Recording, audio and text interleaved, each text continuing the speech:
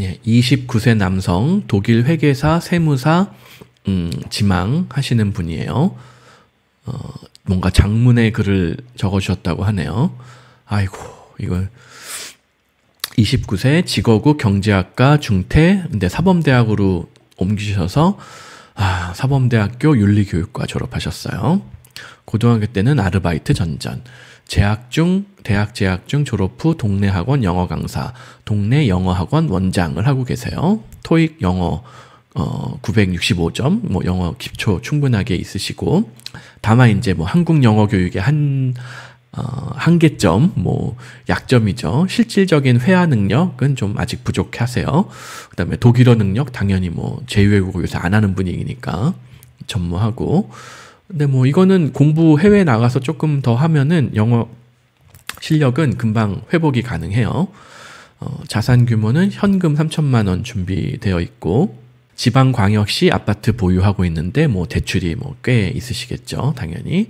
그다음에 전부 팔아서 현금화하고 대출 갚고 하면은 한 2억 정도는 준비할 수 있을 것 같다. 예, 29세에 2억 준비하셨으면은 엄청난 대단한 분이신 거예요. 그리고 다행인지 뭐 어쩐지 뭐 미혼, 자녀 없고, 희망 국가는 독일. 근데 지금 여기까지 제가 읽어봤을 때 물론 독일 회계사, 세무사 지망하는 게 나쁘지 않아요. 이 케이스에 봤을 때. 그러나 독일에 한정할 필요가 없어요. 아까 분하고 똑같아요. 나는 미혼에 자녀도 없어요. 그리고 자금도 충분하게 준비되어 있고, 꼭 독일뿐만이 아니라 이 조건이면은 미국, 호주, 캐나다, 뭐 뉴질랜드 뭐 다 도전해 볼 수 있을 것 같아요. 독일뿐만이 아니라. 근데 이제 뭐 그 내용을 또 봐야겠죠. 그 이후의 내용에. 부모님이 어렸을 때 이혼하시고 교류가 없으신 편이고, 또 우울증 뭐 이런 게 있어가지고 약을 복용했고, 지금은 완치가 아니지만 규칙적인 운동으로 다스리고 있다. 이건 뭐 해외 나가서도 약 계속 타먹고 똑같이 관리를 해야 돼요. 그리고 맞아요. 경제학과 중퇴하고 교사로 진로를 바꿔서 사범대학에 지원했는데 지금 굉장히 후회하고 있습니다. 물론 지금 뭐 영어학원 원장 하면서 돈을 뭐 충분하게 모았고 했기 때문에 뭐 완전한 실패라고 할 수는 없지만, 아쉬운 게 해외를 진출하려고 할 때 경제학과 졸업생보다는 사범대학 졸업생이 불리한 부분이 있죠. 경제학과는 어쨌든 상경 계열이니까 내가 회계사, 세무사로 나아갈 때 도움이 되는 기본적인 지식들, 뭐 경제학, 뭐 계량경제학, 뭐 통계학, 뭐 이런 기본적인 뭐 재무, 뭐 이런 파이낸스에 관련된 과목들, 뭐 이런 거 다 기초가 잘 닦일 텐데, 이거를 포기했으니 사범대학에서는 뭐 그런 것과 무관한 것들을 주로 공부했겠죠. 그래서 뭐 임용시험도 안 치셨다고 했고, 인서울의 뭐 사립대학교, 학비가 비싼 사립대학에 뭐 합격은 했지만 결국 뭐 그 학비 되는 것도 무리가 된다고 생각을 해서 흔히 얘기하는 직어국에 이제 진학해가지고 장학금 받고 학비 무료로 다닌 게 다행으로, 그나마 불행 중 다행으로 생각합니다. 맞아요. 학비에 많은 돈을 안 쓰도록 하는 게 맞는 판단이에요.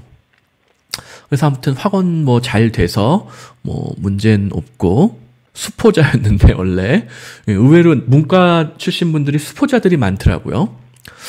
저 옛날 대학 갈 때는 문과라도 수학을 잘해야 됐거든요. 문과도 미분 적분 다 했어요, 저 때는. 그래서 저 미분 적분 되게 잘했었어요. 믿거나 말거나.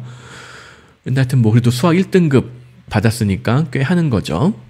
그래서 뭐 성적표가 이 정도 되신다고 하는 것 같고, 뭐 1등급, 뭐, 윤리교육과인데 윤리와 사상 3등급이고. 네. 그래서 학습 의욕이 좋고, 왜 본인 스스로 머리가 좋은 편이 아니라고 생각하시는지 모르겠는데,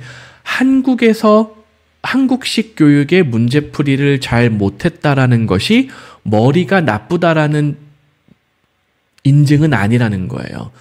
한국식 문제풀이는 잘 못하지만은 해외에서 공부하는 방식, 예를 들어서 뭐 토론을 한다던가 발표를 한다던가 에세이를 쓴다던가 이런 거는 잘하는 분들도 꽤 있거든요.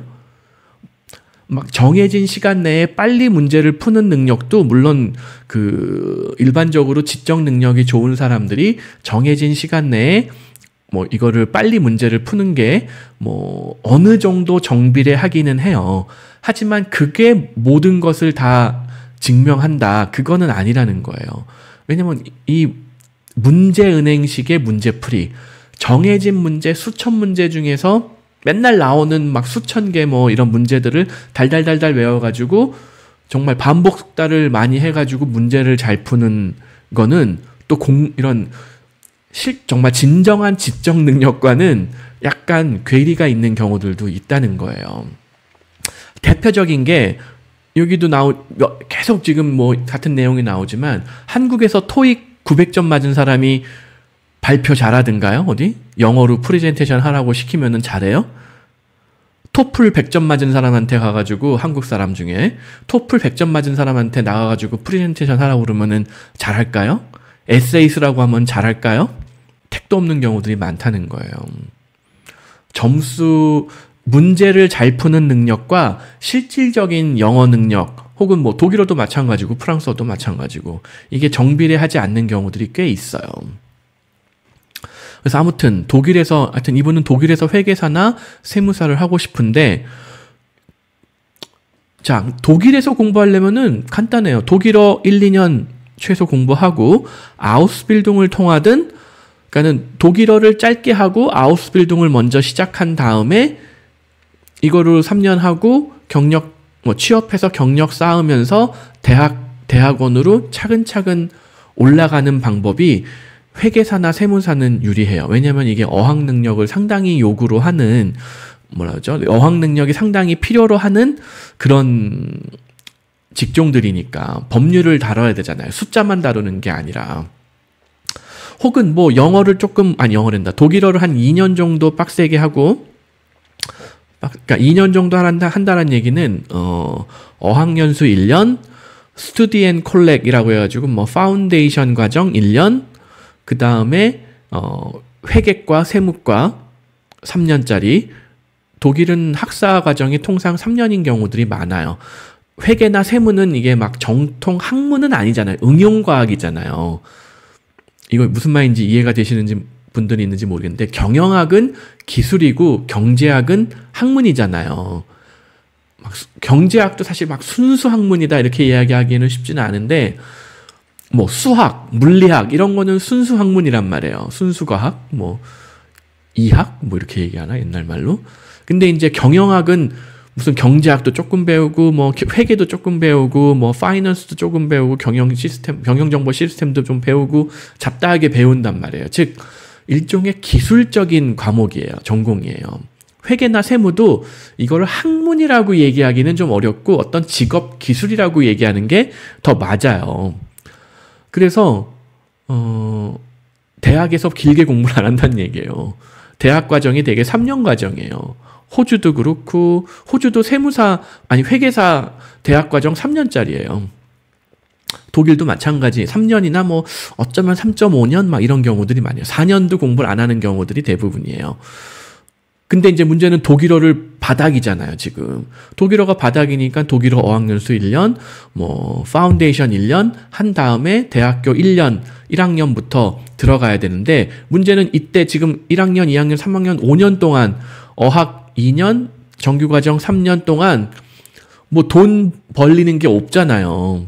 물론 2억 원이라는 자금이 준비가 되어 있기 때문에 이걸 버틸 수는 있는데 이게 좋은 방법일지 일찌감치 실무 경력을 쌓으려면은 차라리 어학연수 1년 정도 빡세게 하고 아우스빌딩을 들어갈 수 있다면 물론 1년 만에 아우스빌딩 뭐 회계과정, 세무과정 들어갈 수 있을지 제가 장담은 못하겠는데 그래도 영어를 이미 잘하고 있고 나이가 비교적 그래도 20대니까 젊은 편에 속하기 때문에 종종 1년 정도 공부해서 독일어 B2 만드시는 분들이 있어요. 현실적으로는 1년에서 1.5년? 1.5년에 가깝게 봐야 될 것 같기는 한데 아무튼 그래서 독일어를 짧게 최대한 빨리 B2를 만들고 아우스빌딩 들어가면은 이때부터 월급을 받고 실무 경험과 회계 세무 관련된 지식을 동시에 쌓을 수가 있다는 거예요. 그래서 1년, 2년, 3년 하고 여기서 공부를 끝내는 게 아니라 이때도 풀타임으로 취업이 된단 말이에요. 이 상태에서도. 아우스빌딩 3년 하고도 회계사 사무실, 세무사 사무실에서 취업할 수 있는 기회들이 있어요. 뭐 연봉 2,500에서 3,000유로 사이, 3,000유로 안팎 정도 받을 수 있지 않을까 추측은 되는데 아주 높은 연봉은 아닌데 그걸로 받으면서 파트타임으로 또다시 대학 과정 다니면 된단 말이에요. 그러면은 그렇게 몇 년 경력 쌓으면은 세무사 자격 시험 같은 거 응시할 수 있는 그 권한이 생겨요. 자격이 생겨요. 그래서 어학연수 후 대학을 가는 방법도 있고 아우스빌딩에서 큰 돈은 아니지만 작은 돈이라도 벌으면서 실무 경험을 쌓으면서 약간 우회를 하는 것 같지만 오히려 더 직진인 그런 방법, 이런 거 둘 다 가능할 것 같아요. 그래서 1번 그냥 하면 돼요. 어학 레벨을 한국에서는 독일어를 기준으로 한다라고 하면은 A1, A2는 금방 만들어요. 한국에 있는 독일어 학원 한 3개월, 6개월 다니면은 A1, A2는 금방 만들어요. 어떤 분들은 6개월 만에 B1까지 만들었다는 분들도 있는데 나이가 통상 많은 분들은 한 1년 해야지 B1 나와요. 근데 이제 20대 후반이고 한창 머리가 잘 돌아가는 나이기도 하고 공부에 소질이 있어요. 토익도 이미 900점 이상 받았던 경험이 있으니까 제 생각에는 한국에서 B1 정도까지도 한 6개월에서 1년 사이 어디쯤에 내 노력에 따라서 B1을 만들 수 있을 것 같고, B1 만들고 독일 현지에서 또 한 6개월, 1년 정도 이내로 어학연수를 한다라면은 B2 이상도 충분히 가능할 걸로 추측이 된다. 추정이 된다. 그러면 B2 정도 만들면은 독일의 회계과정, 세무과정, 아우스빌딩 들어가는 거 얼마든지 가능하고, 또 B2에서 C1 사이 정도면은 그냥 바로 대학으로 직진하는 것도, 그러니까 응용과학대학 이런데 파워슐레 같은데 직진하는 것도 가능할 것 같다. 또 한 가지 고민해볼 부분은 독일만 고려할 이유가 없어요. 지금 알려주신 조건을 봤을 때는 그냥 과감하게 내가 자금이 한 2억이나 준비가 되어 있기 때문에 그냥 미국의 회계과정, 미국 회계사를 취득할 수 있는 미국 대학 과정 같은 데에 편입을 하는 것도 저는 좋다고 생각해요. 비싼 동네, 비싼 대학은 못 가더라도 저기 항상 제가 많이 권해드리는 텍사스, 아리조나, 콜로라도, 유타, 네바다 이런 지역에 학비가 비교적 저렴한 주립대학인데 장학금, 요새 중국 유학생들이 안 오기 때문에 장학금 조금 주는 편이거든요. 잘 주는 편이거든요. 100% 준다는 제가 보장은 못 하는데 그러니까 100% 장학금은 불가능하고 반장학금이라도 혹시 주는 데들이 있다. 유학생들이 너무 안 와가지고 학비 할인 행사를 하는 그런 주립대학들도 있단 말이에요. 그러면은 네바다, 유타, 콜로라도, 아리조나, 텍사스 이런 데들이 생활비가 좀 그래도 저렴해요. 무슨 동부, 서부보다는. 그래서 이런 대학들의 주립대학 중에서 학비 할인 최대한 해주고, 또 근처에 일자리가 꽤 많은 동네, 예를 들어서 네바다의 라스베가스 같은 데서 회계를 공부한다? 일자리 많단 말이에요. 거기 있는 호텔이라던가 카지노라든가 얼마나 돈 계산 열심히 해야겠어요. 그러니까는 회계사, 세무사, 보조 이런 거 일자리 많기 때문에 어카운트 리시버블, 페이어블 이런 일자리 많기 때문에 제 생각에는 네바다 같은 데 가가지고 회계 학사과정 편입을 해가지고, 편입이 어떻게 될지는 제가 잘 확실하게는 모르겠는데 한국에서 지금 공부한 내용들이 동떨어져 있어서 아니면 신입생으로 새로 들어가야 할지도 모르고, 아니면 커뮤니티 컬리지죠. 학비가 더 저렴한 커뮤니티 컬리지에서 회계 세무를 공부를 시작을 하면은 학비를 더 줄일 수도 있어요. 커뮤니티 컬리지에서 1년, 2년 공부하고 3년, 4년만 학비가 비싼 주립대학교, 사립대학교 장학금 받든 이렇게 공부를 하면서 미국 회계사 자격증 따고 미국 세무사 자격증 딴 다음에 졸업과 동시에 취업을 시도한다라고 하면은 현재 2억 원 정도의 자금으로 싱글이 도전한다라고 하면은 얼추 승산이 있다. 미국 같은 경우에도. 물론 독일보다 더 많은 시간은 비슷하려나? 더 많은 비용과 뭐 리스크를 떠안아야 된다라는 단점이 있기는 있는데, 그럼에도 불구하고 장점은 독일어를 새로 공부하지 않아도 된다. 왜? 이미 나는 지금 토익이 지금 900점대란 말이에요. 거의 만점 가까운 기초 실력을 갖고 있기 때문에 어학연수에 들어가는 시간, 비용, 노력을 아낄 수가 있잖아요. 미국이나 호주나 뭐 캐나다나 이런 곳으로 간다면은. 미국이 좀 너무 무모할 것 같으면은 캐나다, 호주, 뉴질랜드 또 한번 도전해볼 만해요. 예. 그래서 독일만 이분 같은 경우에는 독일만 막 고집할 이유는 없어 보인다. 예. 그리고 그 다음 거 뭐 짚어드리면은 한국어 강사로 독일에서 일을 할 수 있을까요? 안 되는. 이걸로 돈 못 벌어요. 이걸로 여자를 사귈 수는 있어요. 한국어 뭐 언어 교환 하겠다고 하면서 내가 한국어를 가르쳐 줄 테니 너는 나한테 독일어를 가르쳐 줘.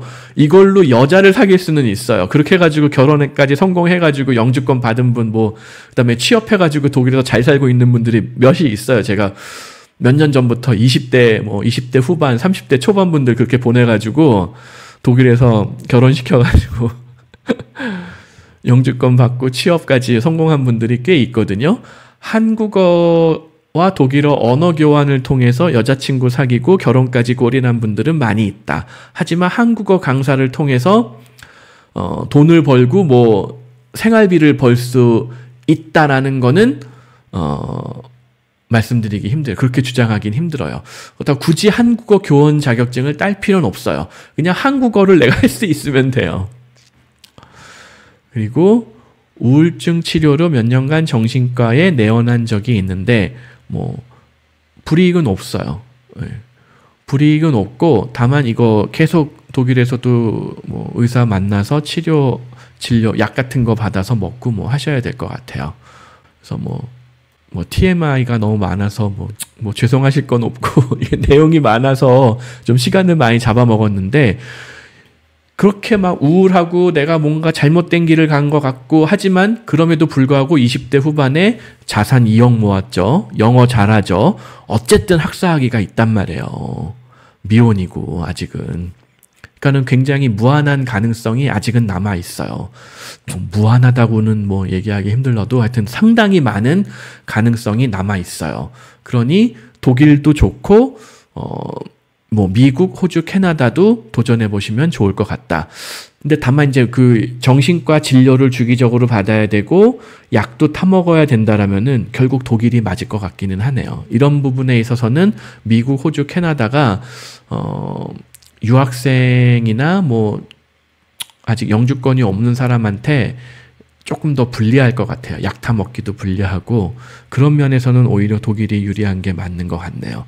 하지만 그 이외의 조건들을 봤을 때는 이미 영어를 이만큼 하기 때문에 뭐 호주, 캐나다, 뉴질랜드, 미국 쪽에서 미국 회계사, 뭐 영국 회계사, 호주 회계사, 캐나다 회계사 자격을 취득하는 거, 이 방향이 어떻게 보면 더 쉽고 빠른 길일지도 모르겠다. 그러므로 독일과 영미권의 장단점을 끝까지 비교를 해보고 최종 결정하시면 좋을 것 같습니다.